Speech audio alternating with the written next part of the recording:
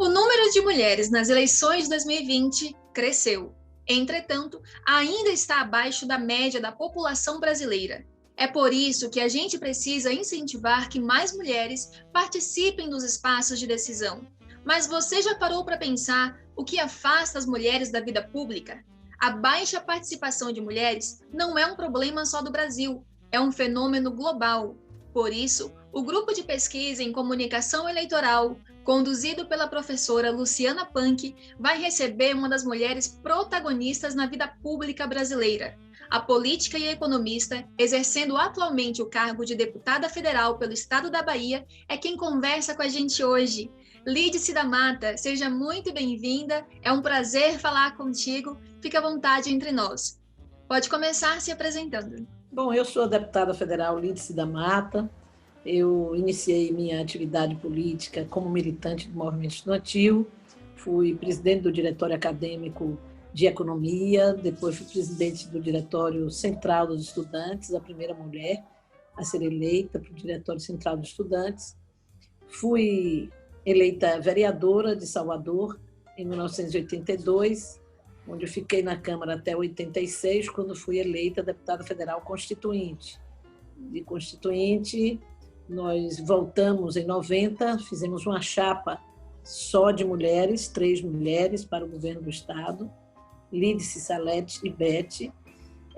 Lídice, eu, Salete, a vice, Beth Wagner, a senadora. E essa chapa surgiu como algo de muito novo no cenário político da Bahia, nos levando a obter 9,8% dos votos naquela eleição e quase geramos o segundo turno.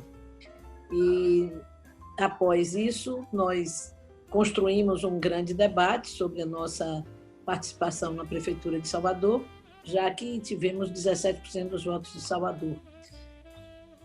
Construí um grande acordo político com as forças democráticas do Estado e apresentamos uma candidatura também de 2 mulheres, eu e Beth Wagner, e ganhamos a eleição de Salvador.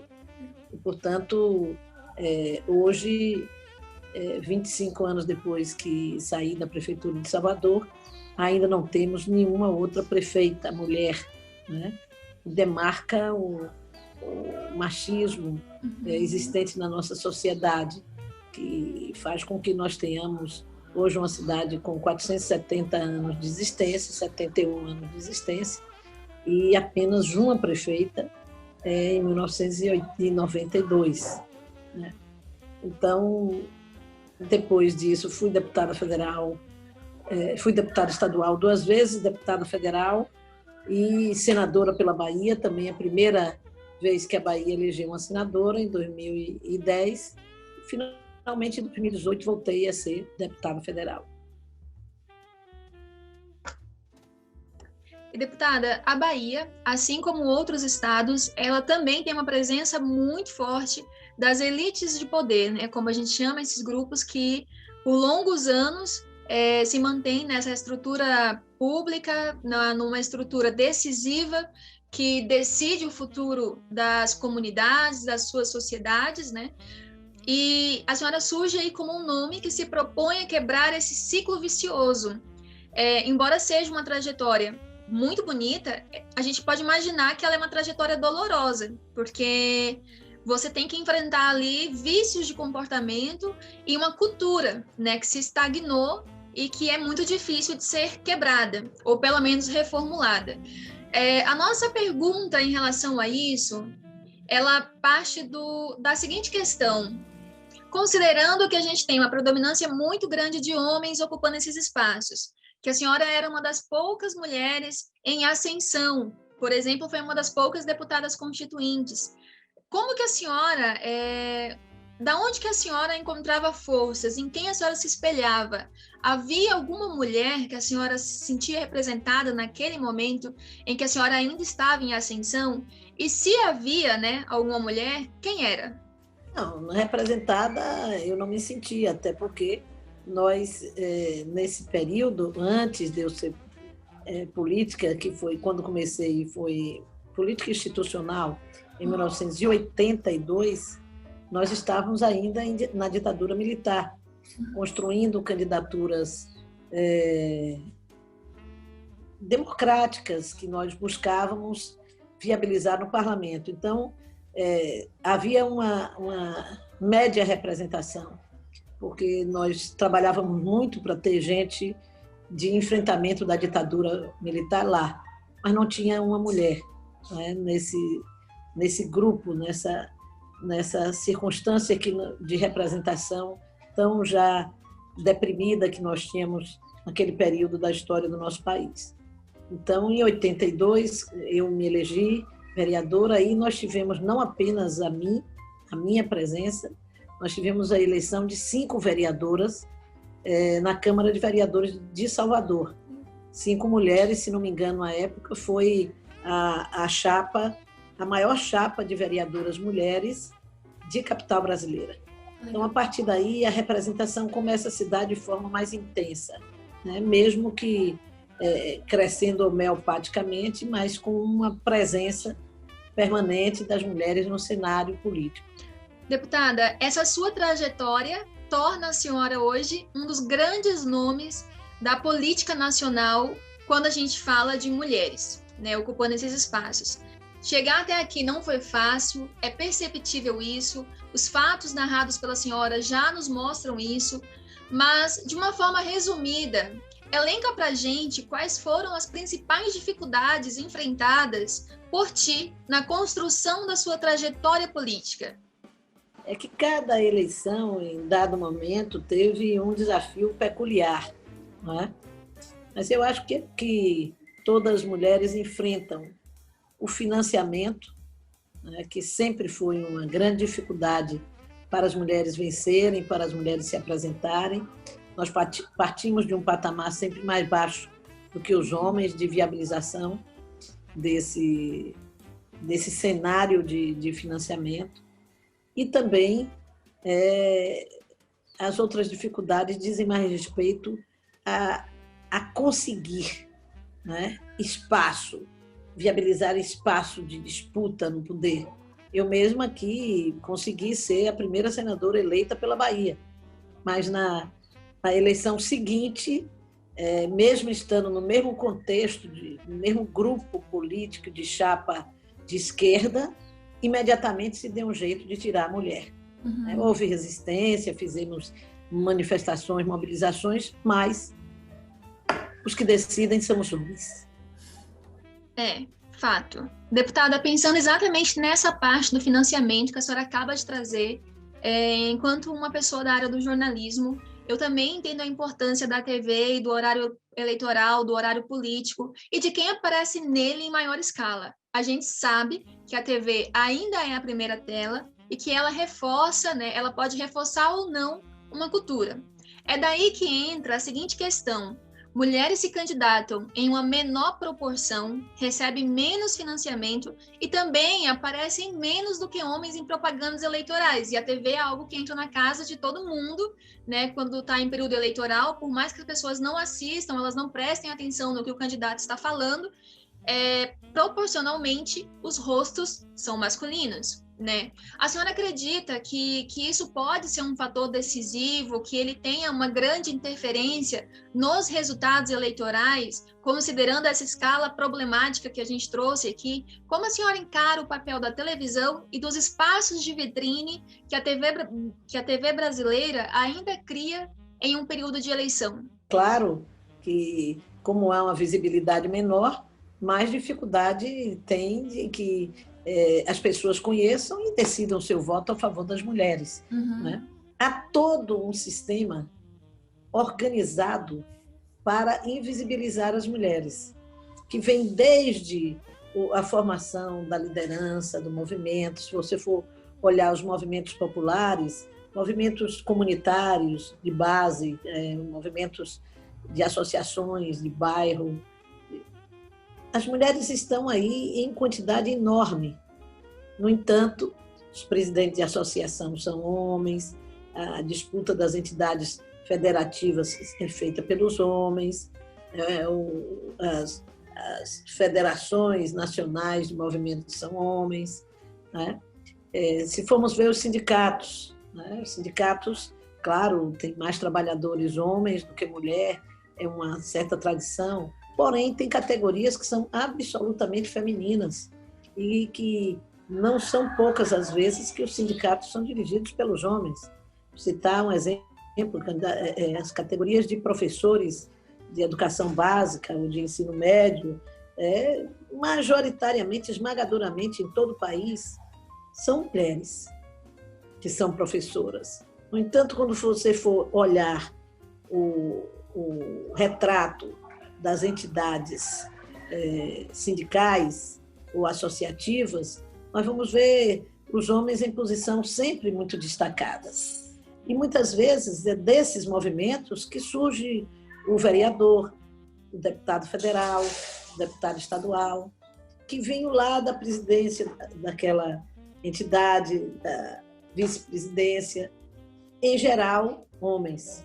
Se for olhar os profissionais de saúde, idem, a mesma coisa.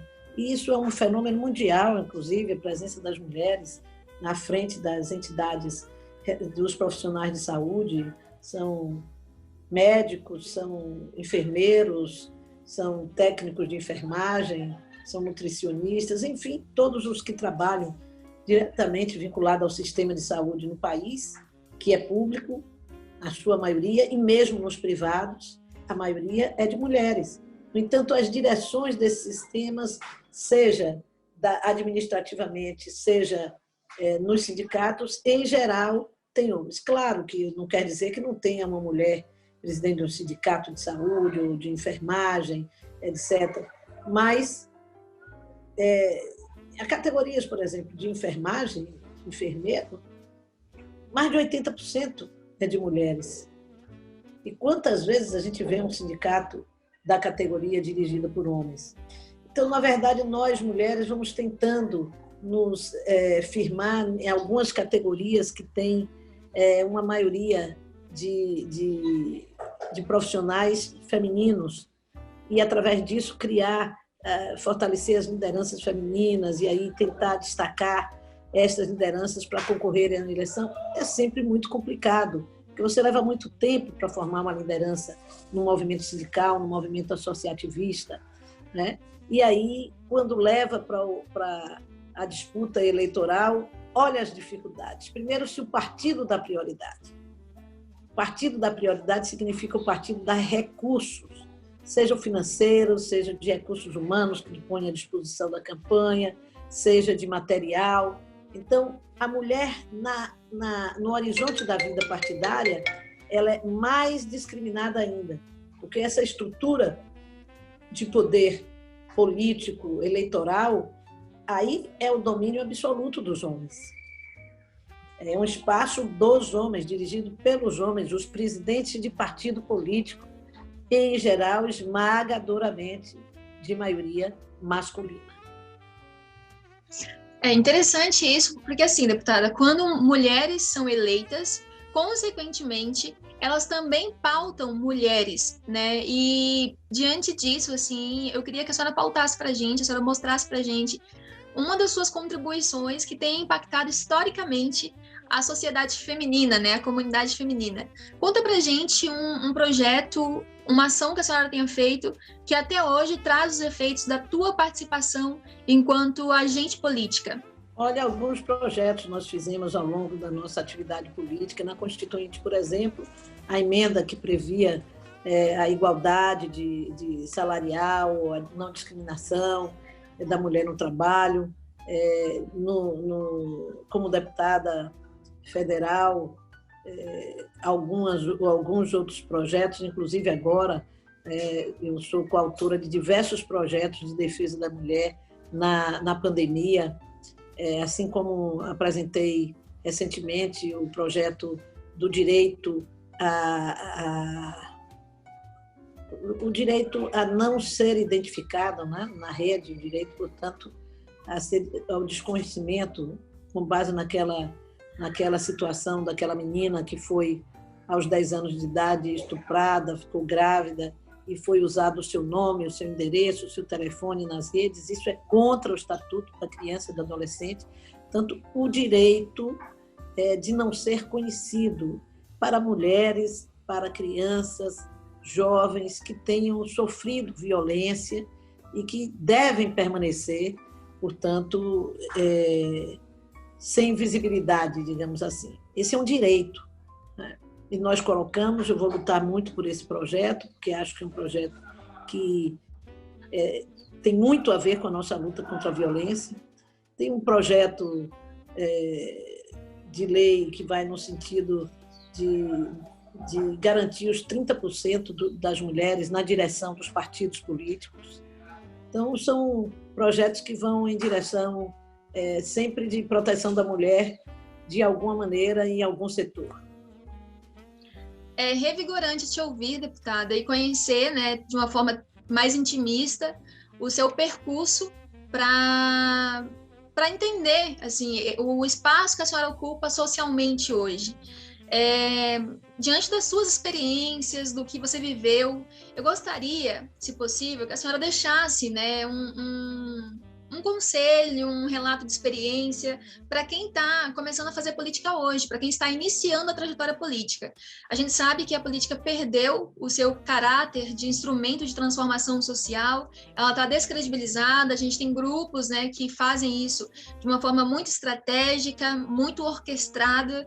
Então, diante disso, revigora o nosso coração escutar uma trajetória tão bonita de uma mulher à frente de um processo, tentando, né, combater vícios de comportamento, e ao mesmo tempo a gente olhar para a sociedade hoje e entender que a sociedade está fazendo política de uma forma diferente, através da internet, da militância digital, mas que a política acontece de uma forma diferente porque a sociedade também mudou. Entretanto, estamos aqui te ouvindo, né? Mais pessoas terão acesso a esse material, e eu gostaria que a senhora deixasse para a gente um breve relato, um conselho, uma experiência sobre a importância de se envolver com a política, de se envolver na máquina pública e de acompanhar os nossos representantes e de eleger mulheres. Olha, veja bem, quando a gente está tratando de uma discussão sobre a participação política, eu teria muita coisa a dizer sobre outras áreas, mas nessa área a gente devia tentar, na minha opinião, centralizar muito na metodologia que pode fazer com que nós possamos eleger mais mulheres, né? E aí a garantia da formação política das mulheres. Nós conseguimos garantir percentual de fundo partidário para a formação das mulheres, das lideranças políticas femininas, a formação política, e agora o fundo eleitoral. Tudo isso é muito importante, porque o fundo eleitoral está obrigando os partidos políticos a colocar as mulheres. A gente fez uma lei ruim, a lei de cotas brasileira, que não tinha nenhum tipo de punição. Na verdade, não foi a lei que foi feita ruim, foram os limites do parlamento que nos impuseram uma lei que nós temos que negociar antes ruim, porque era 30%, sem nenhuma punição. Aí depois passou, discutimos isso, vimos que estava errado, então conseguimos evoluir e negociar para que, caso não fosse alcançado, a punição é que os partidos não poderiam apresentar tinham caçado a sua chapa de homens e mulheres. Pronto, foi a grande conquista, né? Se tem que ter X mulher, se não tiver X mulher, caça a chapa. Começou a ter alguma importância, correr atrás das candidaturas de mulheres. Depois veio o fundo eleitoral. O fundo eleitoral foi duramente criticado pelos homens. A primeira coisa que aconteceu após o fundo eleitoral de 2018, que elevou a mais 50% de mulheres eleitas em relação à eleição anterior, os partidos começaram, em diversos níveis, a apresentar projetos de lei que se colocavam contra o fundo eleitoral, propunham a extinção do fundo eleitoral exclusivo de mulheres. Sob que argumento? O argumento de que não tem mulher que queira ser política. É como se nós tivéssemos um DNA tão diferente do homem, que o homem nasce para o poder, nasce para o exercício do poder, nasce para participar da política, e a mulher não tem esse DNA. Ora, isso é, obviamente, uma manobra sórdida, até de alguns uma ignorância, uma incompreensão As mulheres têm dificuldade de participar da política porque elas não têm condições, primeiro, não são estimuladas segundo, não têm, em geral, condições financeiras que permitam com que elas possam se dedicar à política e também ter recursos para alimentar-se, para ajudar a sua família ou para dirigir a sua família. Então, como nós estamos na base da pirâmide salarial do país e que é resultante de uma discriminação, então você veja que vai se retroalimentando a incapacidade de participação política das mulheres. Então, ou a gente vira esse jogo para que ele rode no sentido oposto, ou nós não podemos alcançar. Então, mulheres à luta, vão todas participar da política, mesmo aquelas que acham que não tem muito voto. Eu sou uma feminista, uma estudante, uma intelectual, nunca saí daqui, mas quem sabe você consegue os votos de seus alunos, de suas alunas, mesmo que seja um movimento inicial. Se não começar, se não der o primeiro passo, se não demonstrar que tem interesse por isso, se consolida essa ideia de que essa história de mulher na política não dá. Mas nós queremos estar onde está a decisão sobre as nossas vidas.